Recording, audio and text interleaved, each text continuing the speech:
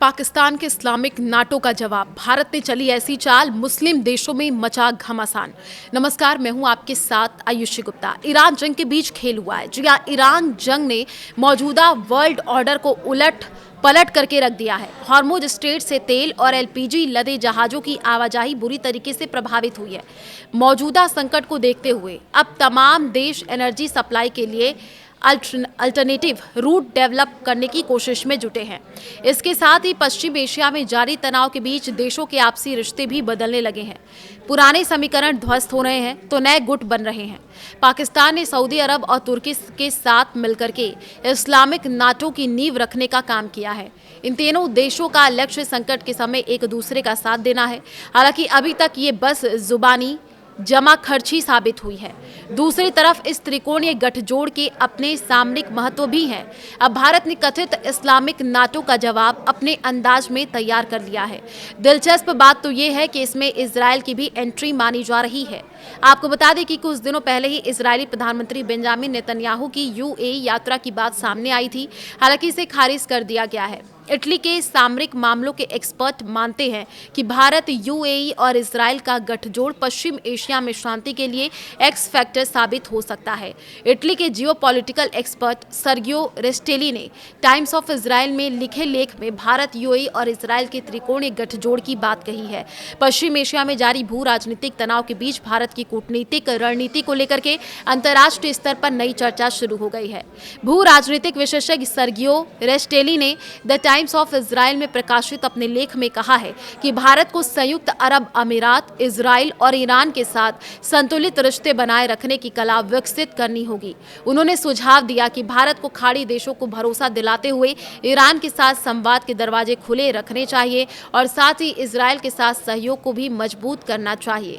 रेस्टेली के अनुसार प्रधानमंत्री नरेंद्र मोदी की हालिया यूएई यात्रा ऐसे समय पर हुई है जब पश्चिम एशिया में संघर्षों ने वैश्विक शक्तियों की विदेश नीति की परीक्षा लेनी शुरू कर दी है। उन्होंने कहा कि भारत और यूएई के संबंध अब केवल ऊर्जा सहयोग तक सीमित नहीं है, बल्कि निवेश, बुनियादी ढांचा, रक्षा, खाद्य सुरक्षा, तकनीक और समुद्री संपर्क जैसे क्षेत्रों तक फैल चुके हैं। इतालवी एक्सपर्ट ने यूएई को ऐसा साझेदार बताया जो क्षेत्रीय महत्वाकांक्षाओं को व्यावहारिक परियोजनाओं में बदलने की क्षमता रखता है। उनके मुताबिक अबू धाबी भारत की पश्चिम एशिया नीति का अहम स्तंभ बनता जा रहा है।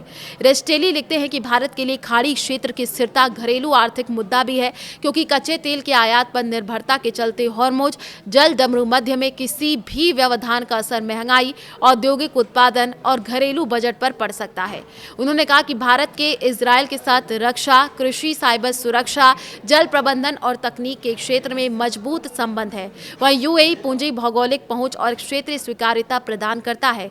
रेस्टेली के अनुसार यूएई, इजराइल मिलकर के पश्चिम एशिया में एक नए व्यावहारिक ढांचे का निर्माण कर रहे हैं जो नारों की बजाय बुनियादी ढांचे, इनोवेशन और स्थिरता पर आधारित। सर्गियो रेस्टेली ने यह भी स्पष्ट किया कि भारत अपनी पश्चिम एशिया नीति को किसी एक धुरी तक सीमित नहीं कर सकता। उनके मुताबिक ईरान भारत के लिए रणनीतिक रूप से बेहद महत्वपूर्ण है, खासकर अफगानिस्तान और मध्य एशिया तक पहुंच के लिहाज से। उन्होंने चाबहार पोच को भारत ईरान साझेदारी का सबसे ठोस उदाहरण बताया है।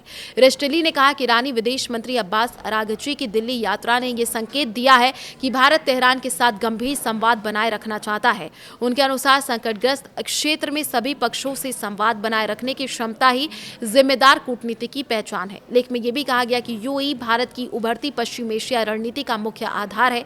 इजराइल तकनीक और रक्षा क्षेत्र में महत्वपूर्ण सहयोगी है, जबकि ईरान संपर्क और क्षेत्रीय संकट प्रबंधन के लिए आवश्यक साझेदार बना रहेगा। रेस्टेली ने कहा कि प्रधानमंत्री मोदी की अबू धाबी यात्रा ने यह स्पष्ट किया है कि भारत अब केवल तेल आयातक देश के रूप में नहीं, बल्कि अपने हितों और रणनीतिक विकल्पों के साथ एक प्रभावशाली शक्ति के रूप में पश्चिम एशिया में अपनी भूमिका तय कर रहा है।